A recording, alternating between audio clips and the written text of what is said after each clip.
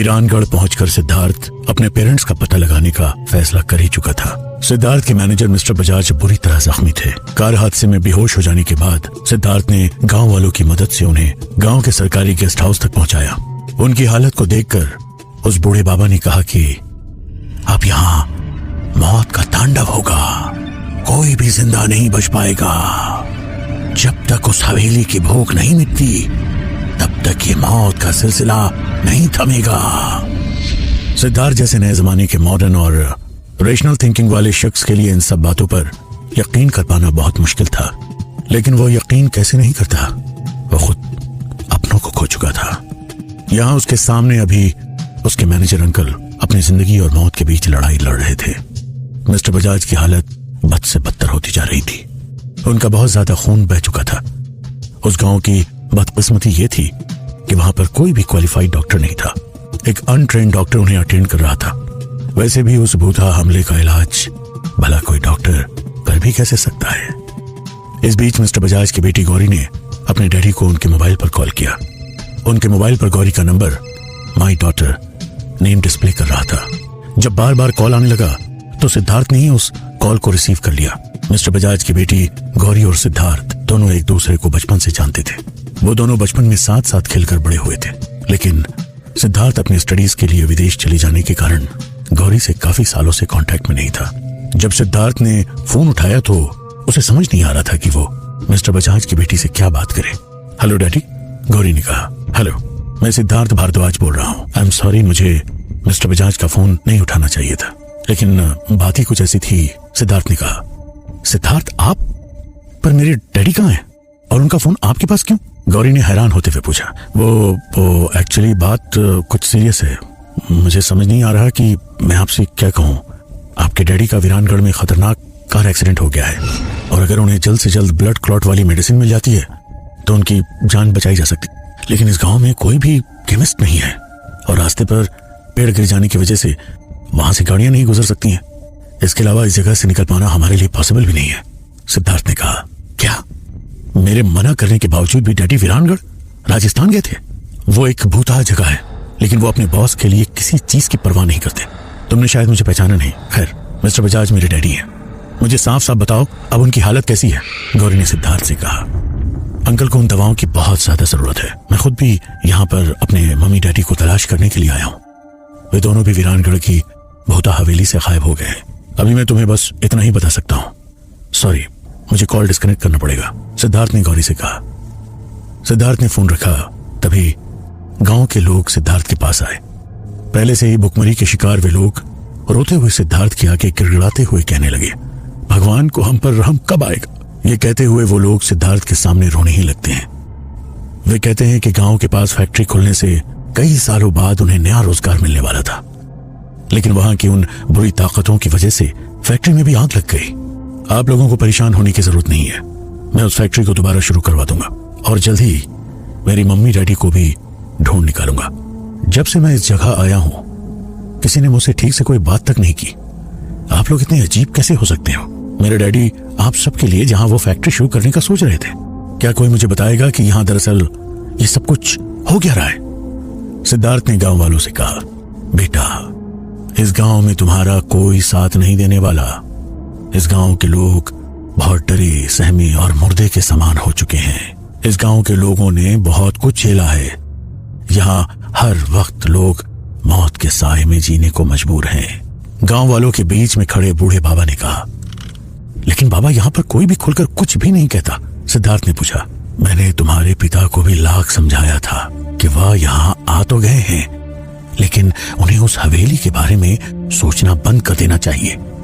लेकिन उन पर तो नए जमाने की सोच हावी थी। इस जगह के नियमों को तोड़कर उन्होंने तबाही को न्योता दिया है, बूढ़े बाबा ने कहा। लेकिन बाबा, मेरे पिता का मकसद तो नेक था, फिर भगवान ने उनके साथ ऐसा क्यों किया? सिद्धार्थ ने पूछा। तुम्हारे पिता के साथ जो कुछ हुआ वो भगवान ने नहीं, शैतान ने किया है। क्योंकि जिसने भी यहाँ की उस भूता हवेली और उस गांव के रहस्य के बारे में कुछ भी कहने की हिम्मत की, उसे अपनी जान से हाथ धोना पड़ा। तुम्हारे पिता तो उस हवेली को तोड़वाने का सोच रहे थे और फिर वहां रहने चले गए थे। जवाब में बूढ़े बाबा ने कहा, बाबा, यहाँ की वो बुरी आत्माएं आखिर चाहती क्या है? क्या मेरे माता पिता को ढूंढने का कोई उपाय नहीं है?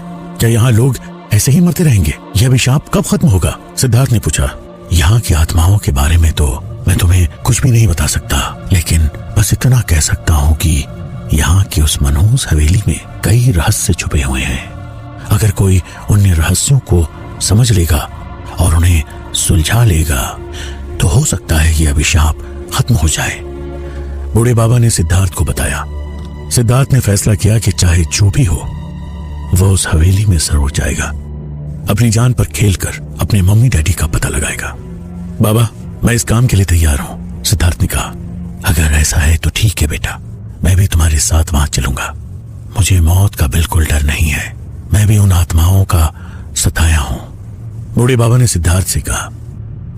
जब सिद्धार्थ ने उस भयानक हवेली को देखा तो उसके भी दिल में खौफ घर करने लगा।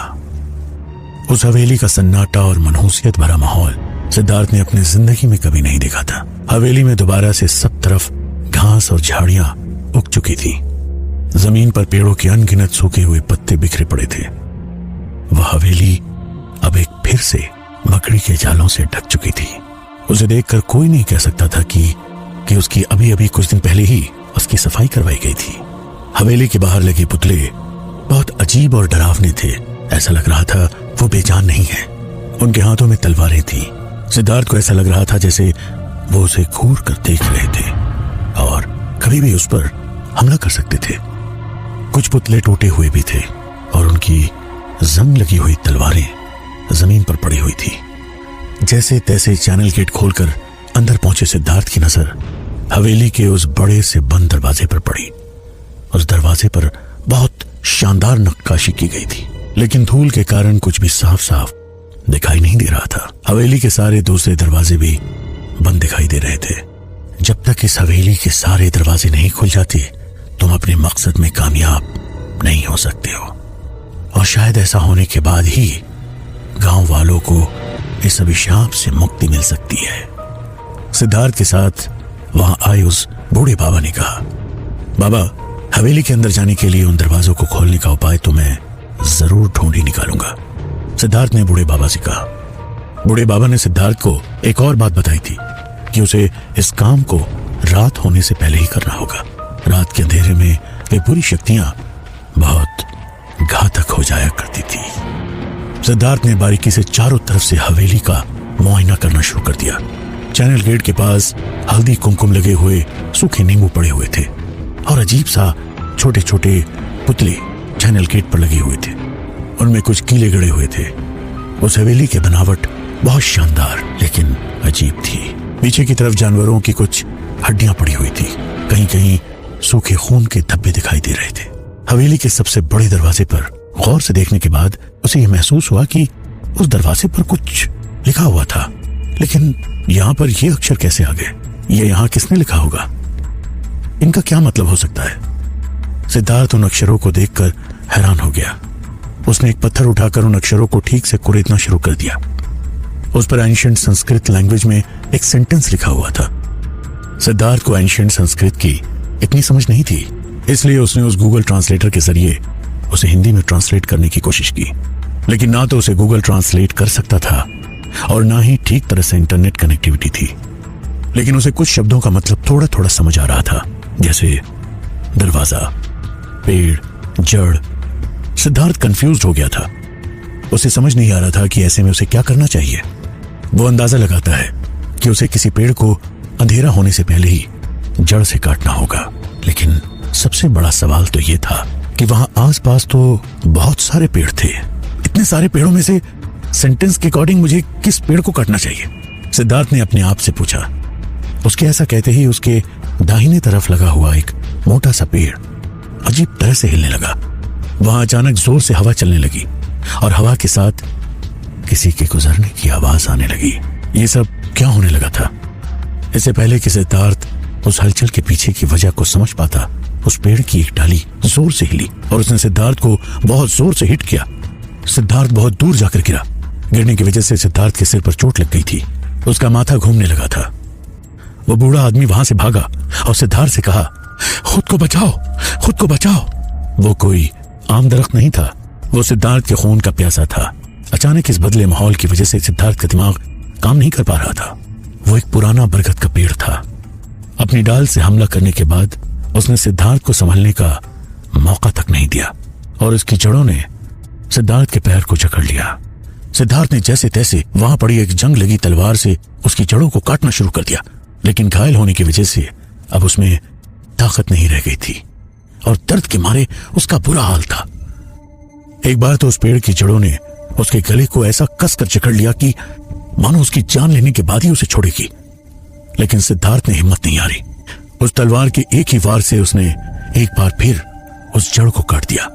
जब वो जड़ों से लड़ाई कर रहा था, ठीक उसी वक्त उस पेड़ से एक बहुत मोटी डाल टूटकर उसके ऊपर गिरने लगी।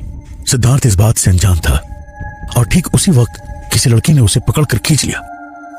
वो लड़की कौन थी? किसने ऐन मौके पर सिद्धार्थ की जान बचा ली? कोई लड़की इतनी खौफनाक जगह पर कैसे आ सकती है? और क्या सिद्धार्थ उस जंग लगी तलवार से उस पेड़ का मुकाबला कर पाएगा? वो इतने मोटे पेड़ को कैसे काटेगा? ऐसी हालत में सिद्धार्थ अपने पेरेंट्स को कैसे बचा पाएगा? या फिर यह सिद्धार्थ की जिंदगी का आखिरी दिन होगा? जानने के लिए सुनते रहिए